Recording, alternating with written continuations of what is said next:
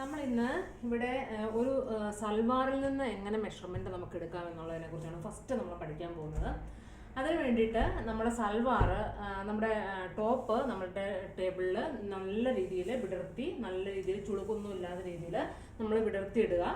അതിനുശേഷം നമ്മളുടെ ടോപ്പിന്റെ ലെങ്ത് വൈസ് ആണ് നമ്മൾ ആദ്യം എടുക്കാനായിട്ട് പോകുന്നത്.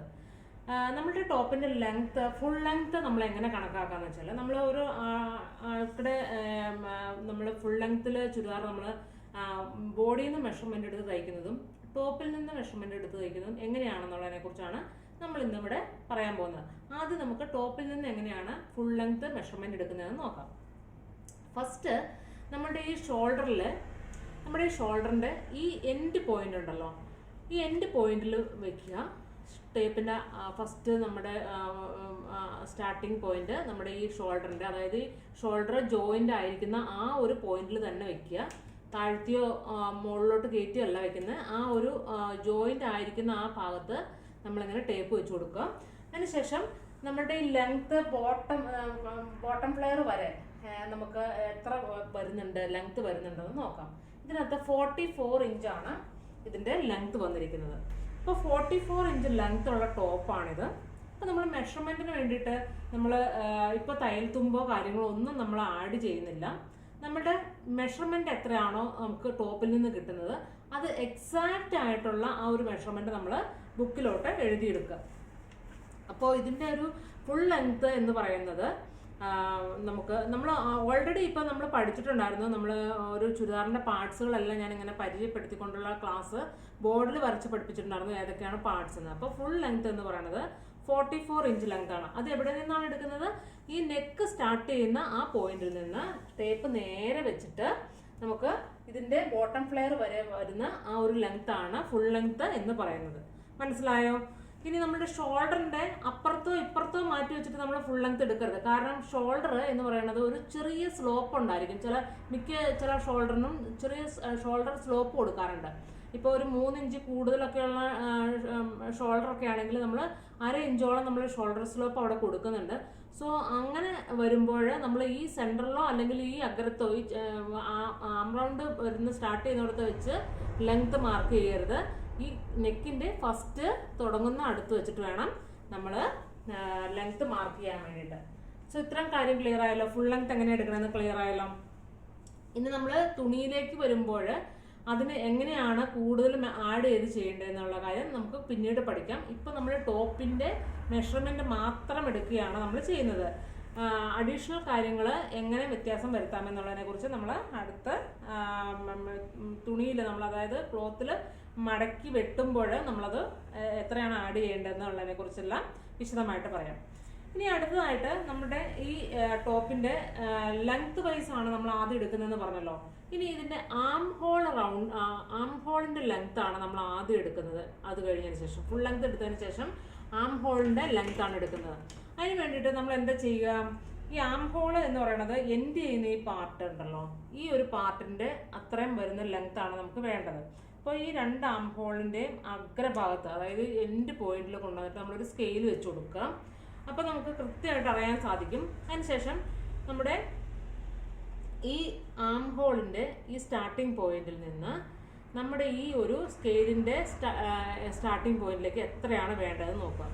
ഇവിടെ ഒരു 6.5 ഇഞ്ചാണ് എനിക്കിവിടെ കിട്ടുന്നത്. ഈ ആം ഹോളിന്റെ എൻഡ് പോയിന്റിലേക്ക് നമ്മുടെ സ്കെയിൽ ചേർത്ത് വെച്ചിട്ട് ഈ ആം ഹോൾ സ്റ്റാർട്ട് ചെയ്യുന്ന ആ ഷോൾഡറിന്റെ അവിടെ നിന്ന് മുതൽ ഉള്ള ലെങ്ത് എന്ന് പറയുന്നത് 6.5 ഇഞ്ചാണ്. സോ നമ്മളതിവിടെ ആം ഹോൾ ലെങ്ത് എന്ന് പറയുന്നത്, arm hole length equal to എത്രയാണ്?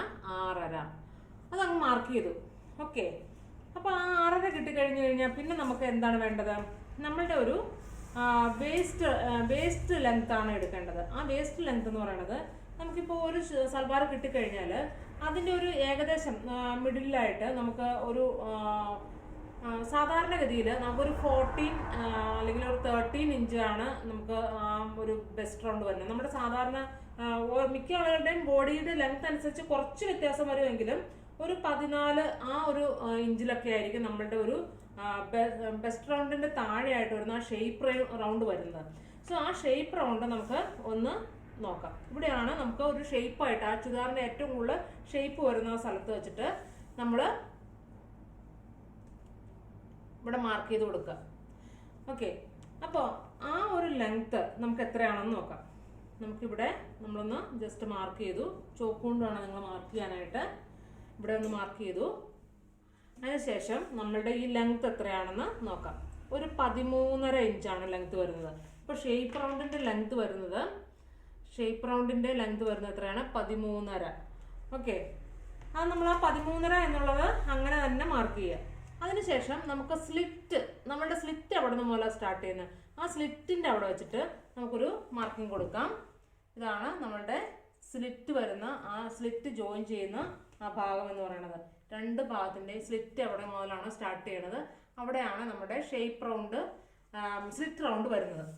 ആ സ്ലിറ്റ് റൗണ്ടിലേക്ക് നമ്മൾ എന്ത് ചെയ്യണം?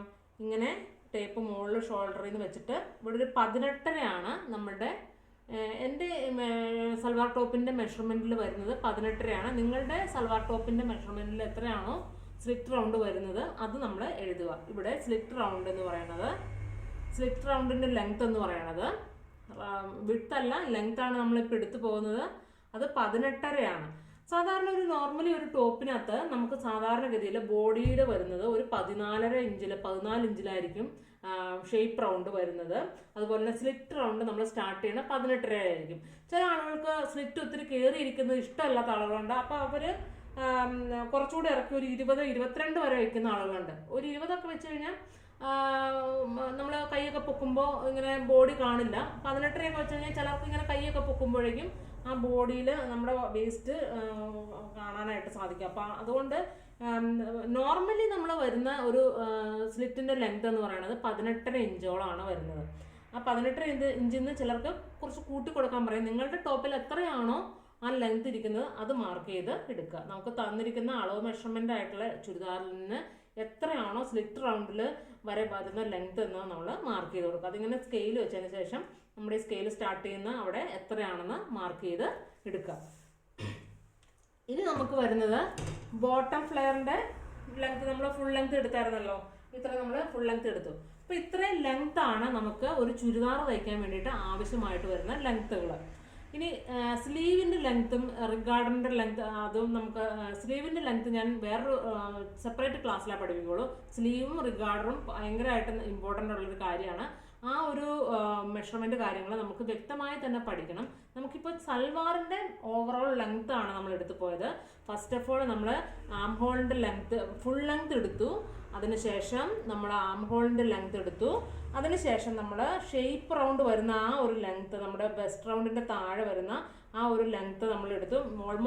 മോസ്റ്റ് ഓഫ് ദി ചുരിദാറിന് നമുക്ക് എപ്പോഴും ഒരു 14-14.5 ഇഞ്ച്. പിന്നെ ഒത്തിരി ഹൈറ്റ് ഉള്ള ആളുകളാണെങ്കിലാണ് ഒരു 15 ഇഞ്ചിലേക്കൊക്കെ വരുള്ളൂ. പിന്നെ അതിന് ഒത്തിരി ഹൈറ്റ് കുറവ്, ഒരു 4 അടിയൊക്കെ ആ ഒരു ഭയങ്കരമായിട്ട് ടോപ്പിൻ്റെ ലെങ്ത് കുറവാണെങ്കിലോ, ആൾക്ക് ഹൈറ്റ് തീരെ കുറവാണെങ്കിൽ 13-13.5 അങ്ങനെയാണ് സാധാരണഗതിയിൽ വരുന്നത്. അപ്പം നിങ്ങൾ എപ്പോഴും അത് കിട്ടിയിരിക്കുന്ന ടോപ്പിൽ എത്രയാണ് ആ ഷേപ്പ് റൗണ്ടിൻ്റെ അവിടെ ഏറ്റവും ഷേപ്പുള്ള സ്ഥലത്ത് ഒരു സ്കെയിൽ വെച്ച് വരച്ചിട്ട്, വരയ്ക്കണ്ട, അത് ജസ്റ്റ് നോക്കിയിട്ട് ആ ഒരു ലെങ്ത് നമ്മൾ ഫൈൻഡ് ഔട്ട് ചെയ്തെടുക്കുക. അതുപോലെ തന്നെ സ്ലിറ്റ് നമ്മൾ എവിടെയാണോ ഈ ഓപ്പൺ സ്റ്റാർട്ട് ചെയ്യുന്നത് അതാണ് നമ്മുടെ സ്ലിറ്റ് റൗണ്ട് ആയിട്ട് വരുന്നത്. അവിടെ എത്രയാണോ ലെങ്ത് വരുന്നതെന്ന് നമ്മളൊന്ന് മെഷർ ചെയ്യുക. ഒരിക്കലും നിങ്ങൾ ടേപ്പ് ഇവിടെ ഇങ്ങനെ വെച്ചിട്ട് ഇങ്ങനെ സ്ലിറ്റ് ലെങ്ത് എടുക്കരുത്. ഇങ്ങനെ എടുത്താലും ചിലപ്പോൾ കറക്റ്റായി കിട്ടും, ചിലപ്പോൾ കിട്ടില്ല.